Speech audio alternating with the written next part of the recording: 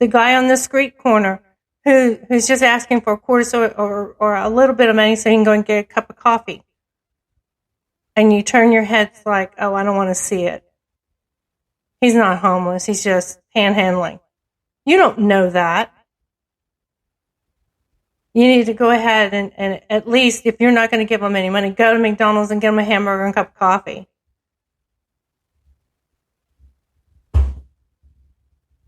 Yeah, I've gotten started. So I'm riled up about this. $60 million in debt. And numerous pension funds with bonds they never wanted and could not sell. A jury saw the defendants' lies for what they were, and John Galinas, a career fraudster, now faces a significant prison term as a result of his crimes. So my question is, are you going to give them money back?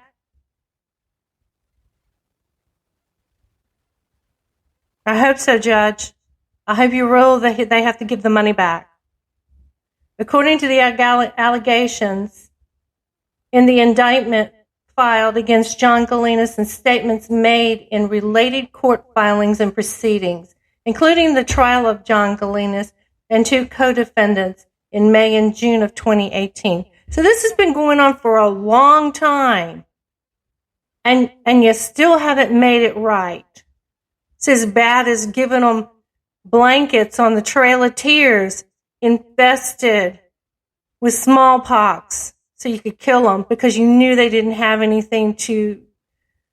medication to be able to fight off the disease. Oh, makes my blood boil. From March 2014 through April 2016, John Galinas, Jason Galinas, Gary Hurst, Bevan Cooney, Michelle Morton, Hugh Dunkerley, and others engaged in a fraudulent scheme to misappropriate the proceeds of bonds issued by the Waukami Lake Community Corporation, WLCC, a Native American tribal entity, the tribal bonds, and to use funds in the accounts of the clients of asset management firms controlled by Hearst, Morton, and others to purchase the tribal bonds, which the clients were then unable to redeem or sell because the bonds were illiquid and lacked a ready secondary market. The WLCC was convinced to issue the tribal bonds through false and fraudulent representations by John Galinas. Simultaneously, John Galinas' son, with the backing of other co-conspirators, worked to acquire Hughes Capital Management, a registered investment advisor. Hearst and Morton were installed as Hughes' chief investment officer and chief executive officer, respectively. Within weeks of taking control of Hughes, Hearst and Morton placed the entire $28 million first series of the tribal bonds with Hughes clients, but failed to disclose the material facts about the tribal bonds, including that the tribal bonds fell outside the investment perimeters set forth in the investment advisory contracts of certain Hughes clients. In addition, Hughes clients were not told about substantial conflicts of interest with respect to the issuance and placement of tribal bonds before the tribal bonds were purchased on these clients' behalves. Oh, aren't you a special individual? You are despicable, a despicable human being, and you don't deserve jail. What you really deserve is you really deserve to be hung.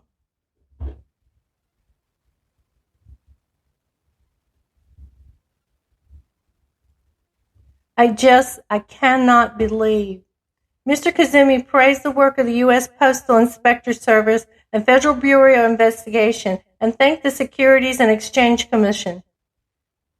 This case is being handled by the offices Securities and Commodities Fraud Task Force, Assistant U.S. Attorney Rebecca Mermelstein, Brandon F. Quigley, and Nigar Tiki are in charge of the prosecution. So, even though he was discharged, it's still going on. They're still getting more co-conspirators. And one of the other articles that I have not pulled up, but I did read it before I aired tonight, states that they were using Hunter Biden's name in order to push these bonds through. So, I'm not saying that he's involved. I don't know. I haven't found any of this evidence. But, all we can do is wait and see, who all the other co-conspirators are. But they did use his name, kind of propaganda to push these bonds and push these bonds through. So, with that being said, that's a lot of duckies there. That would feed a lot. That would feed the entire nation. 48,000 people? $60 million? Man, that would help with housing. That would help with the food. Would also stimulate the economy on the reservation so that they could actually start back to work. Guys, things like this make me sick to my stomach. You've got these children and adults and elderly are hungry. And they try the best they can to work together to try to stay alive and have some kind of life. But then you have these unscrupulous idiots. Well, they're not idiots, I guess, because they were smart enough to dupe people out of their money.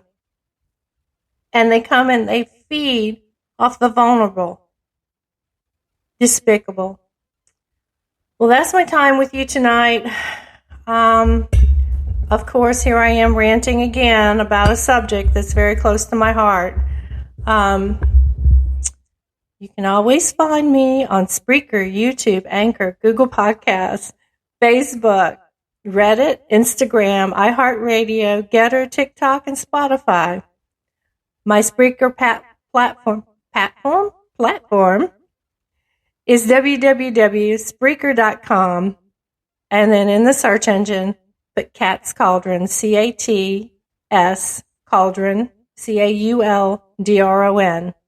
Reach out to me on any of these platforms. You can comment, like, follow, subscribe. That would really help me out. Doesn't cost you any money to like and subscribe. It's just a click, click, click. And follow, and we'll keep doing this. Comment and let me know what you think. What are your thoughts? How do you feel? Let me know if there's something that you would like for me to cover.